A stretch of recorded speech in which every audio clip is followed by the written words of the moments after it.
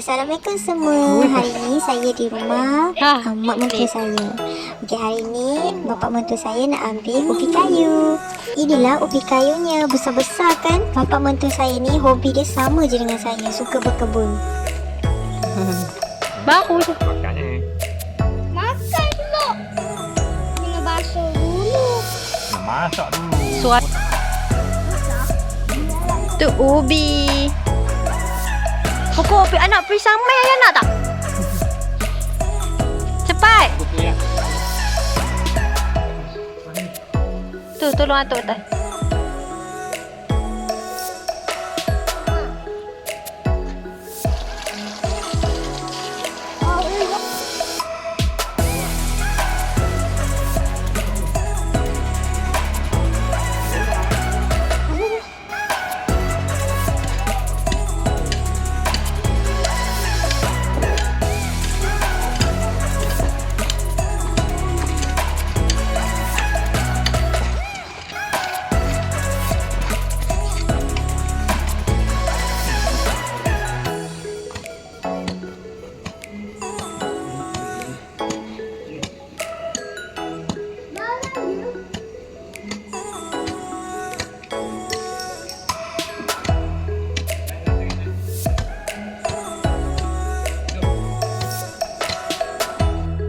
Kami di luar sedang berkebun, manakala suami saya di dalam rumah sedang mengemas rumah. Dia suka vacuum rumah. Dia memang buat vacuum, memang rajin.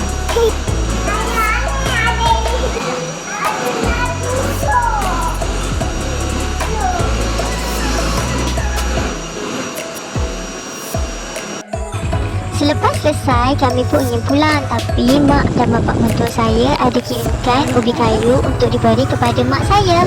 Jadi kami terus ke rumah mak saya. Rumah mak mentua saya dan rumah mak saya memang dekat dengan rumah saya. Kami memang duduk dekat-dekat.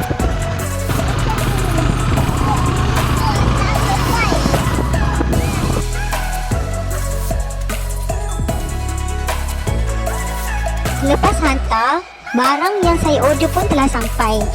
Jom kita tengok apa yang saya order.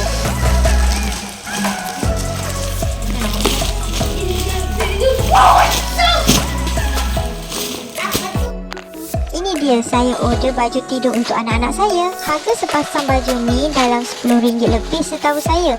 Tapi disebabkan saya beli banyak, jatuh satu baju ni dalam RM8 lebih. Kualiti kain dia pun boleh tahan jugalah. Okey jugalah dengan harga yang saya dapat. Yang mana nak tahu kat mana saya beli, boleh komen.